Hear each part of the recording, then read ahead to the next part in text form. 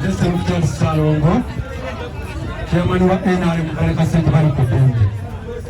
Ate era nze akulira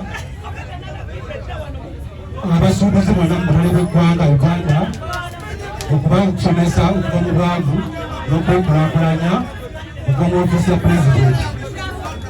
Pulezidenti Museveni bwe mbanga nafuna omulimu mu ofiisi yo ya ttiimu ddala wa IKM okusomesa abantu okuva mu bwavu n'okwekulaakulanya. Ate kubanga mwami Kabanda agamba nti guwa musirisi mu butale, olwo tugenda basomesa ki? Okwekulaakulanya n'okuva mu bwavu ate ng'obutale bugenda kuvaawo.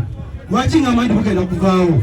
Buli lw'osindika omuntu nga si mukozi w'omu katale, kitegeera bagenda kutegeera bannakatale kiki baagala. Gye buvuddeko emabega wasindika omukulembeze omunajja mu butale, naye bwe yajja mu butale ssaawa ya leero obutale bali tebutereeranga, naye ssaawa zino